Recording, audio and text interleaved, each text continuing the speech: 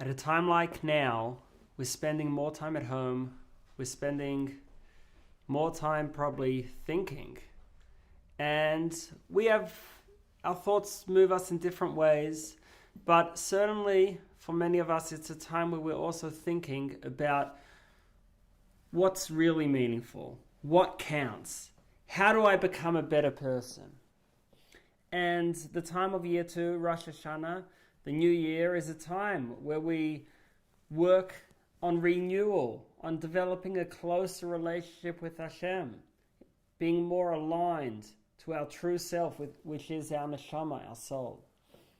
And therefore, what we're going to do tonight is look at the 4 readings. At each day of Rosh Hashanah, we read a portion from the Torah and then a portion from the Nevi'im, from the prophets. And so the first day we've got 1 from Torah, 1 from the prophets. Again, second day, a reading from Torah, a reading from prophets. And we're going to gain a path to personal growth, a path to elevate, to lift ourselves to a higher strata of living. Let's begin with the first day, Rosh Hashanah. We read about the expulsion of Yishmael. Abraham and Sarah were married for many years, but they didn't have children. And finally, after many years, we have Abraham marrying at Sarah's request. Avram marries Hagar. They have children right away. They have a son, Yishmael. Now, Yishmael ends up being a bit of a wild young man, and when Sarah subsequently has a child, he becomes a bad influence on Yitzchak, on the younger child, who's born 14 years later. Avram's already 100, Sarah's 90, and Yishmael's 14. Now, Sarah sees this is not going right, and therefore she demands, send Yishmael. He's got his own path, but it's not going to work with Yitzchak's path. It's not going to work with our path. He has to go move somewhere else, because otherwise it's going to pull Yitzchak away from where he should be. It will divert us from our destiny and our identity. Let's read it inside. It's quite in some ways a troubling passage, but we'll try to take the message.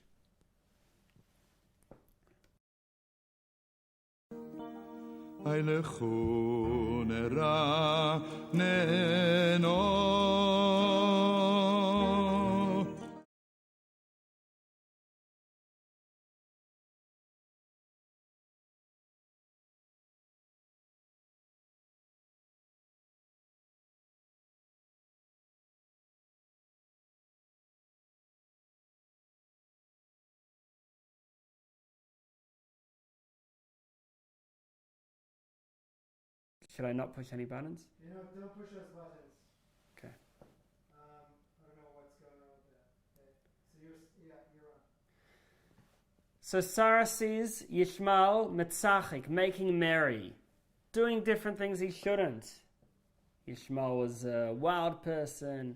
He had inclinations towards violence, towards idolatry, towards immorality. It was not going well. And Sarah makes the tough call. Vatam el Avram. Sarah says to Avram, Garesh ha'am hazois vespana. Drive out this maidservant and her son. Expel him. Expel Yishmael, because it's just not working.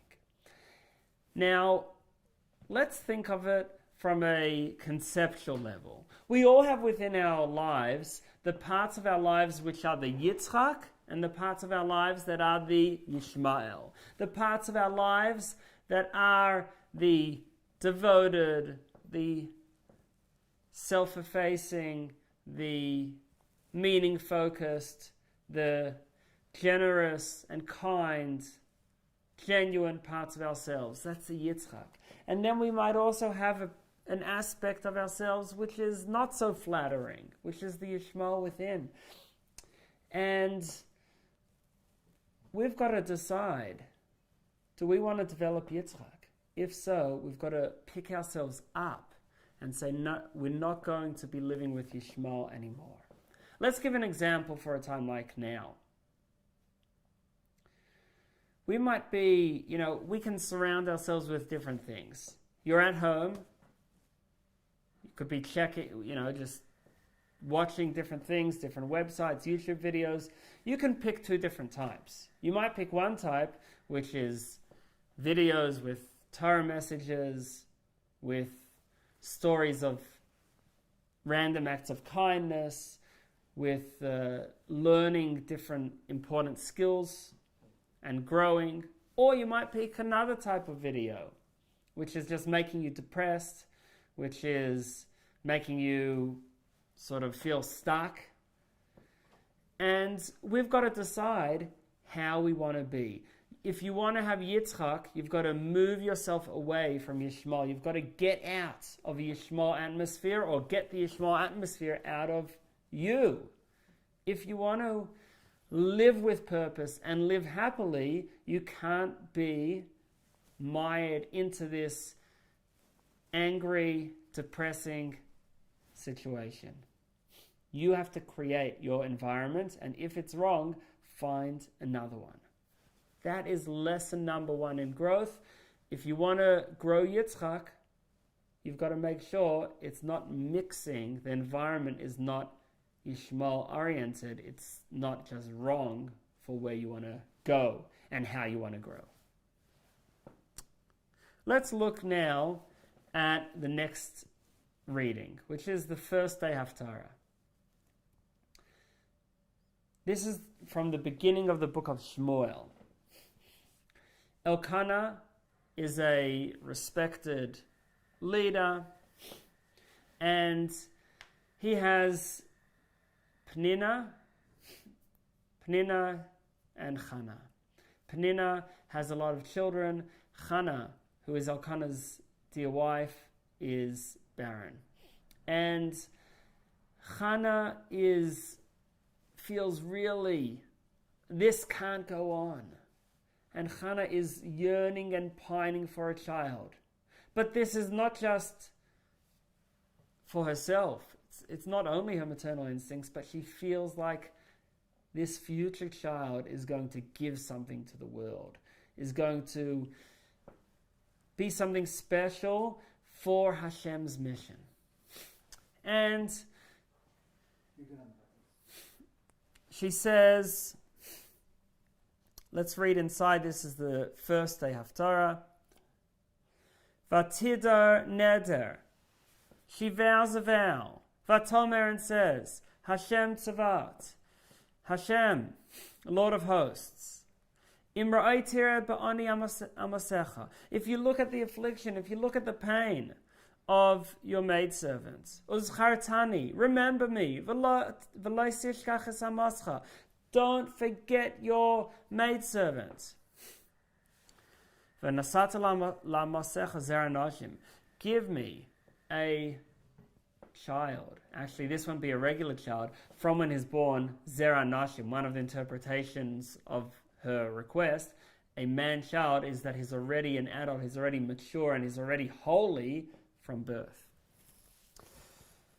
And then she continues, this will not just be something for me, but unasativ la'Hashem. I will give that child for Hashem. He's going to be a Nazir. He's going to have the Nazirite rules. Kol yimei chayav, his whole life. He'll be for Hashem. Umeira lo yala al roshe. He'll never have a razor over his head. A Nazir, a Nazirite, was someone who vowed to live in a holy way and live apart. They wouldn't have wine, they wouldn't have a haircut, they wouldn't touch a dead body or go to a cemetery. So Shmuel is not going to, her son is going to be a Nazir, she promises. Now, she was in the Mishkan, in the tabernacle, and she was praying, but it was with such passion that the Kohen Gadol, the high priest, thought, what is she doing? She's you can see on her face something's going on. Her hands are probably moving or clenched. It looked strange. She wasn't speaking. And he says, are you drunk? So let's see what it continues. When she continued exceedingly long to pray, Lifnei Hashem, in front of Hashem, Ve'eli shomer pia. Eli was watching to see. Eli was the high priest, the Kohen Gadol. What's going on with this woman? V'hinei hi medaberes al liba. She was speaking in her heart, meaning that she was speaking, but it was inaudible. Until Chana's times, everyone had prayed in a loud voice, but she's speaking and it's inaudible, it's soft, which was strange. Raks fasel noise. Her lips were moving, but he couldn't hear any voice. Eli thought she was a drunken woman. And he says to her, what are you doing? You're in the holies, you're in the Mishkan, and you're drunk? Get out. He says to her, how long are you going to stay drunk? Remove your wine from yourself. And then she responds, Vatan, and she answers. Vatan Chana answers Vatayma and says, Lo yadaini, no, sir, no master. Ishak shas ruach anochi, I am a woman of sorrowful spirit. But v'yain v'sheicha lo shasisi, I didn't drink any wine. Or, new wine, old wine. Ve'eshvech es nafshi lefnei Hashem, I'm pouring out my soul in front of Hashem. I may look a little strange, but I mean it sincerely. And she continues, she says, we're going to skip the next verse, continues that, no, I've got something really sincere, a real deep request, and that's why I'm praying like this. That's why I look like this.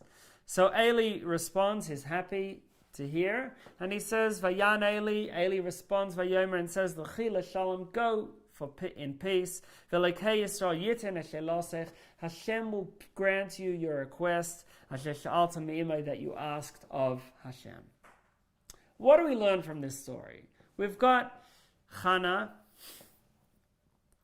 Chana is praying intently.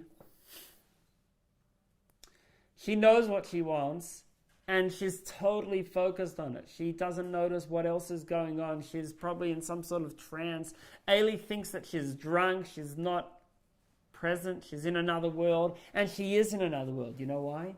Because she's totally focused. Where do I need to be? What do I want? And she's there. What do we learn from this? So our first lesson from the reading of the Haftarah is to remove Yishmol. Get out of a bad environment. Put yourself in the right place. But now the second step is you're in the right place. You're in a positive environment. You're in a spiritual setting. Now, where do you want to be? What's really important to you? So this takes a few things. Number one, you have to be self-aware. Number two, you have to take that time to consider, what are my deepest drives, right? If you don't consider it, it's there, but you don't really sense it. You might not even know it unless you take that time to think, what is really important?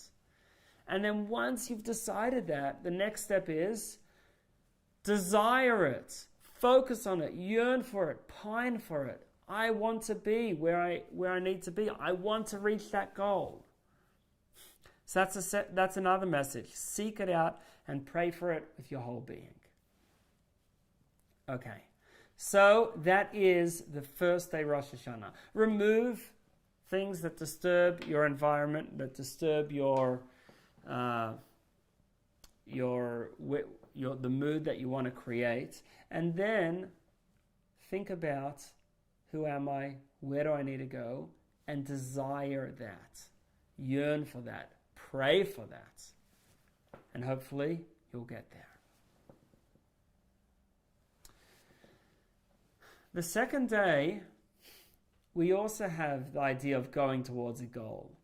But here, the goal is the mountain. Avram and Yitzchak are going together. Abraham and Isaac are going together to the binding of Isaac, Akedat Yitzchak. And let's read the beginning of the story.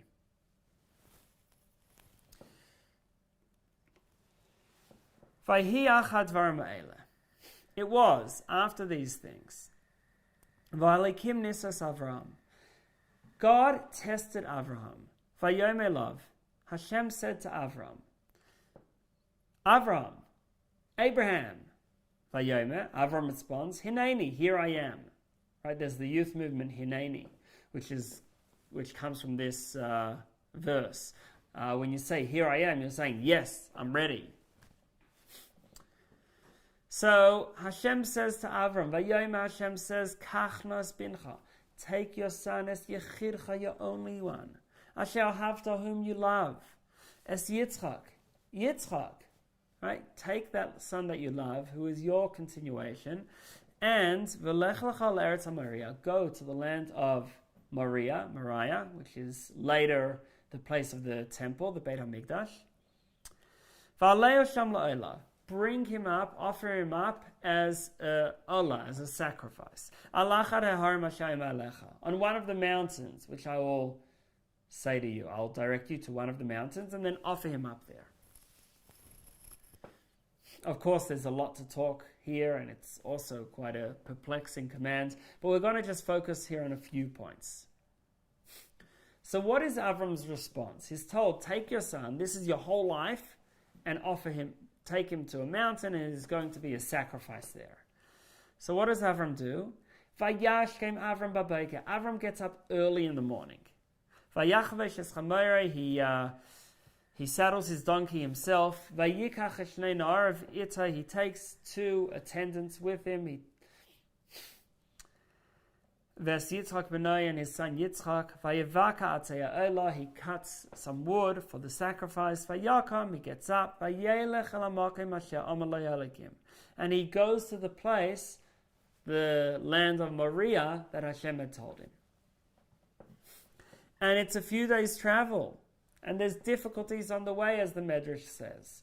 He had to pass through water and pass through all different difficulties. But finally, by Yom HaShlishi, on the 3rd day, Vayisa Avram Esainav, Avraham raises his eyes, Vayaris Hamakim Merachek, and he sees the place from afar.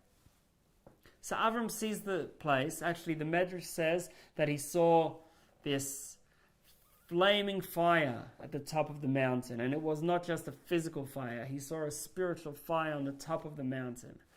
And then Avram says to his attendants, do you see anything on the mountain? They say, no. Do you see that fire? No. So then he tells them, Vayom Avram el Na'arav. Avram says to his attendants, Shvulachem payim machamer. You stay over here with the donkey. And me, together with my son, we will go all the way there. We will bow, and then we will return to you.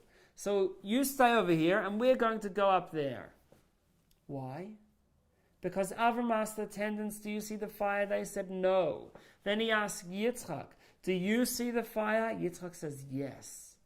If you don't have that vision to see where you're going, if you are blind to everything but what's right in front of your nose, physically, you don't see, this is where I want to be, this is where Hashem wants me to be, where Hashem's sending me, then stay here with the donkey. We're going to go on you're not going to be able to ascend the mountain. So that itself is one lesson. See your goal. Keep your eyes on the prize. Have that vision. Like we learned in the previous source, Hannah knew what she wanted. She wanted a child, and she had particular ideas about how the child would be raised, what types of values and goals she would implant within the child's imagination. So that's one. See your goal. Besides that, have the confidence to be different. Let me ask you a question. Was Abraham the only one throughout Jewish history to risk his life or the life of his family for his faith? The answer is obviously no. Unfortunately, we've had many throughout history who have given up their life for their faith.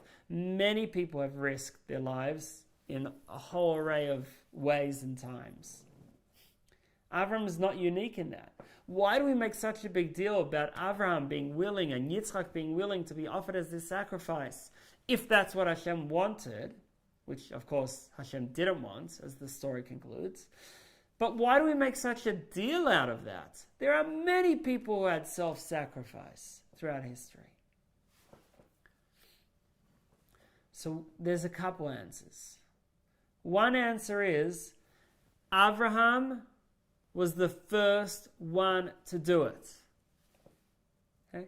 No one had ever died for their faith until Avraham did. Avraham risked his life for his faith a number of times throughout his life, which culminated at the end in Akedat Yitzchak, the binding of Isaac.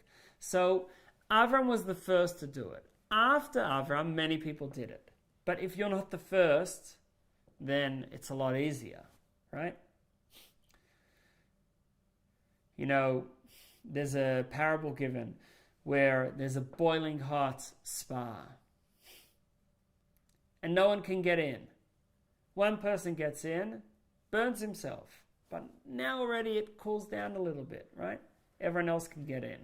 So that's stupidity. Why burn yourself? But the same thing happens in the positive side. The first one is the most difficult, and therefore if it's something good, he or she is the best. If it's something bad, he or she is worst. Amalek were the first to do bad. Avram was the first to risk his life for something that really mattered, to risk his life for his connection to Hashem. And this is like, the anecdote where Rabbi Yosef Karo, the author of the Shulchan Aruch, was working hard to understand a particular idea in Torah. He had a very strong question and he couldn't understand it. And he works and works and he finally understands it. And then he's walking home and he walks past the school and he hears some young people learning and they're reading and translating the Gemara, and they read and translate and explain it exactly as Rabbi Yosef Karo understood it after many long, hard hours of effort. And he feels bad. He says, I just worked so hard on this, and now they're just simply reading and translating and explaining according to the way that I worked so hard to understand what's going on here. And then he was informed from on high that once you understood it, it now becomes easier for everyone else. You've brought that down into the world. In a similar way, once Avram has self-sacrifice, then everyone else can do it as well. But to be the first is the most difficult. You know the story about the competition, and someone offers a huge prize for whoever can swim across this pool. The problem is that there's crocodiles and alligators in it. And everyone looks, they try to see, is there a safe path? Dip their foot in, then the crocodile gets closer, they straight away jump out. And then, finally, someone is off and is swimming and swimming, and he almost gets bitten. He's swimming as fast as no one had ever seen anything like it before, and he makes it the whole way across. And they say, wow, you're a champion. You deserve your prize. What would you like? And he's shaking, getting his breath together, and says, I just have one question. Who pushed me in? So, once you're in, it can work. But to be the starter, that's the hardest thing. Abraham was the first one to have self-sacrifice. If we want to grow, we've got to know you can't just be a follower. You can't always stay safe. You've got to have the confidence to be different, to do what you know is right. You've already discovered. First day Rosh Hashanah, you've thought about, what do I really want? You know what you want. You yearn for it. Now go for it, even if you're going to have to be different. Another lesson. Do it with zest. What made Avram special? There were many who had self-sacrifice, but they would have gone into it upset, scared, with reluctance. Abraham goes into it with excitement. It says he gets up early in the morning. He saddles his donkey himself. He is totally into it. And that made Avram special. That he did what he knew was the right thing to do with excitement, even when it was hard. And this is another lesson for us. If we know what's important, we know what we've got to do. Now, first of all, do it even if it's not popular. Do it even if you're swimming upstream. And then also do it with excitement. Give off a positive feel about it. There are many shuls now. Hamayan is known for its music, for its exuberance, for its dancing, Kawach style singing. And There are many shuls that adopted aspects of that. But when you're the first, that's something else. That is all the second day reading. Let's now move to the second day Haftarah. Now, the second day Haftarah is quite a beautiful one as well. And it's also quite positive and reassuring. It says, yes, you've gone through difficulty. Yes, there have been times of tears, but I'm going to bring you back, Hashem says. And I love you. I cherish you. We're going to be together forever. And I selected a few psukim, a few verses from the Haftarah to read, and let's try to glean a lesson from it. So, beginning the heading, second day Haftarah, I love Ephraim too. The pasuk says, it's verse 7, pasuk Zayin, Himni mevi oisam, I'm going to bring you, me Eretz Safan, from the land of the north. If you're far away, if you're far off north, I will bring you back, Hashem says. V'kibasti miyarkas haaretz, I'll gather them from the uttermost ends of the earth. Australia definitely counts as that. Bom iver piseach, the blind and the lame among them. Harav yeledes yachtav, the pregnant woman, and the woman who's just given birth, all together. Kahal gadol yeshuvahena, a large multitude of a congregation will all return here. We're all going to be brought back to Eretz Yisrael. And Hashem says that yes, there's been times of crying. Yes, it hasn't all been good. But now I'm bringing you back. The next pasuk says, "Bivchi yavayo." With weeping will they come, with sachanonim avilim, and with supplications will I lead them. Elichem al nachle mayim. Along brooks of water I'll make them go. V'derech yashar, on a straight road. Lo yikash labo, they won't stumble on that road. Ki hayisil Yisrael la'av, I will be their father. V'Ephraim b'chayrihu, Ephraim is my firstborn.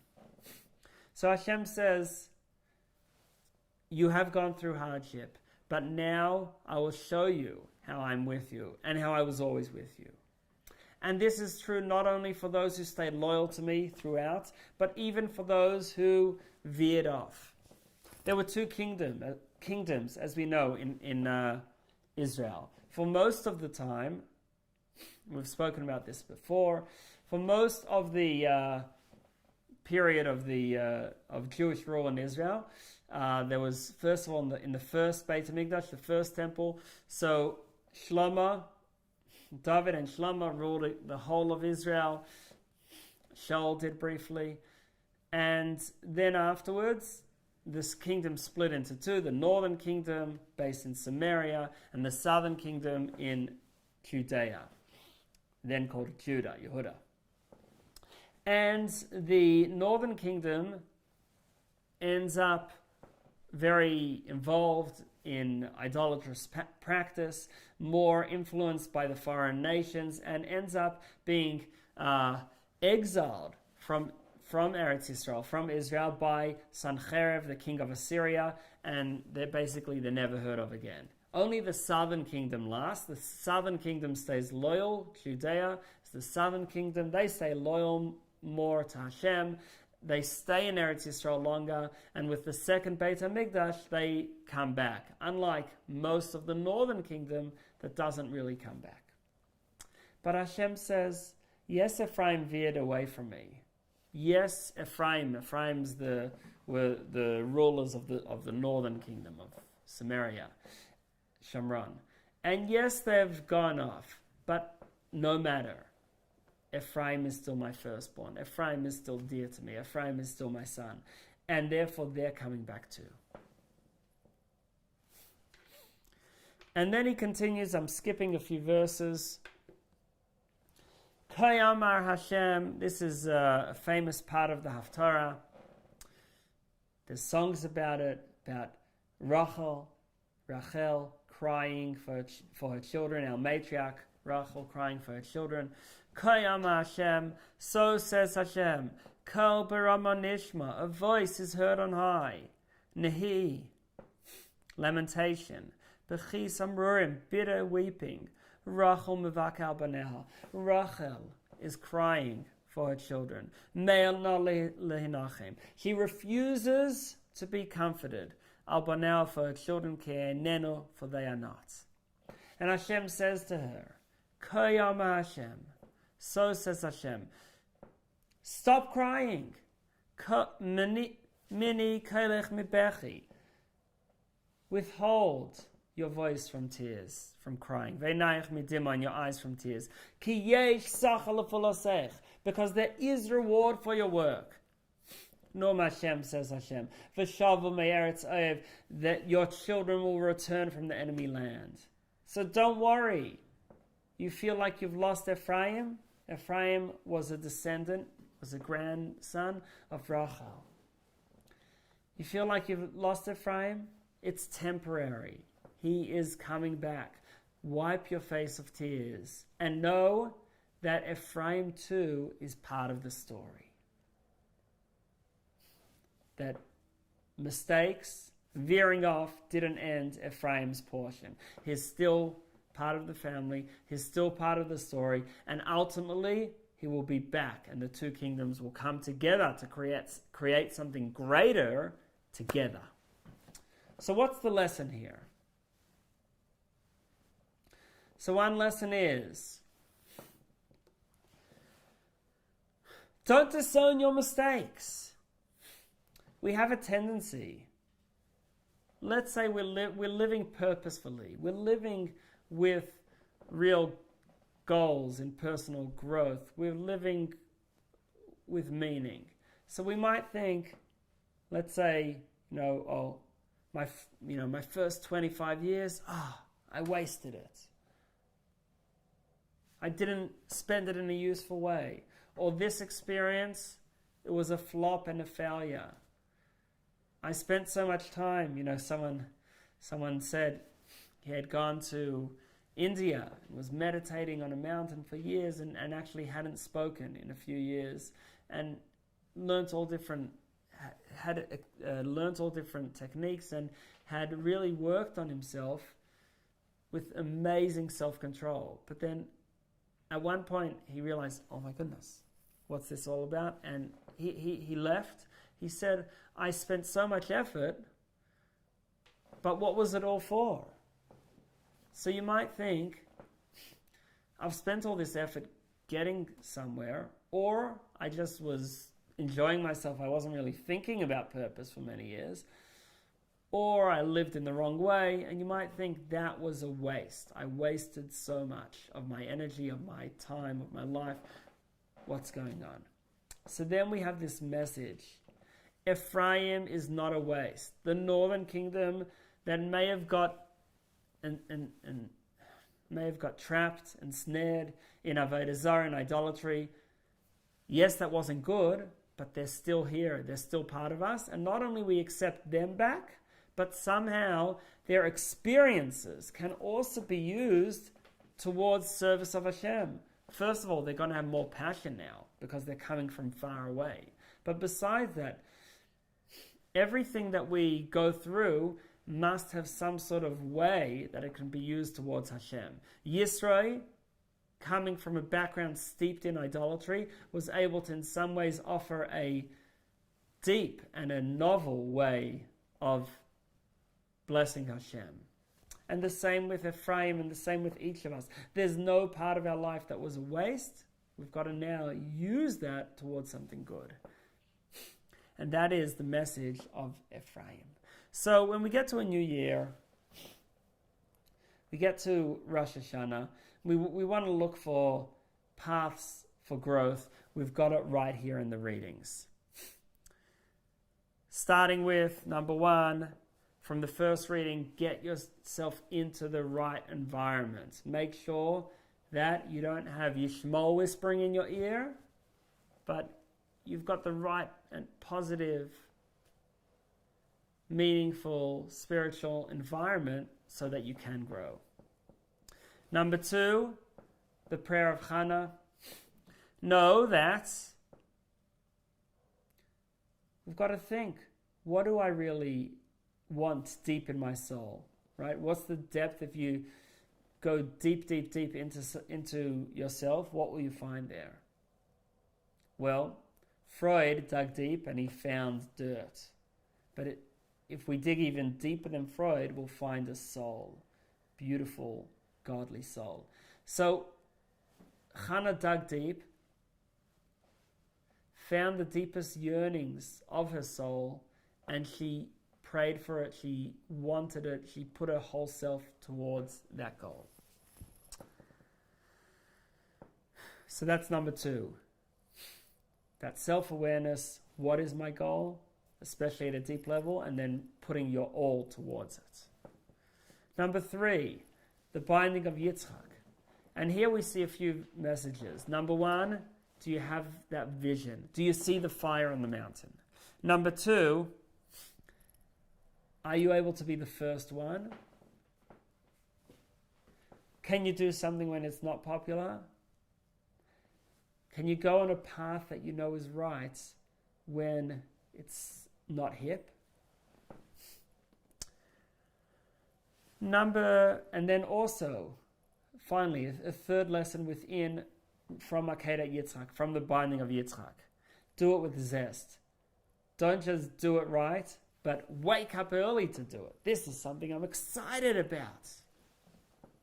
Finally, the second day Haftarah, where we read that Ephraim, although Ephraim made mistakes, and although Ephraim was exiled, Ephraim is not lost forever. Ephraim too will come back. And what we learn from this is that we can't disavow our mistakes. We can't throw them out, say that was a waste. On the contrary, we've got to own it and keep it and actually say, you know what? This is going to bring me somewhere good. I've got to find a way how myself and my whole self is all part of fulfilling my mission and purpose, serving Hashem properly. So, I'd like to wish you and yours a happy, sweet new year, K'tiva v'chatima tova, and may we find ourselves on Rosh Hashanah, we haven't just passed by the day, but we've actually grown.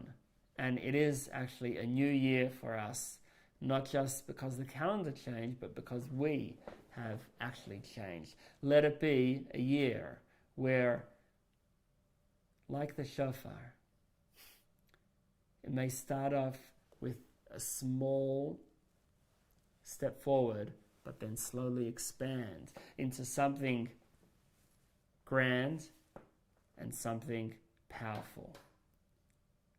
Shana Tova and blessings.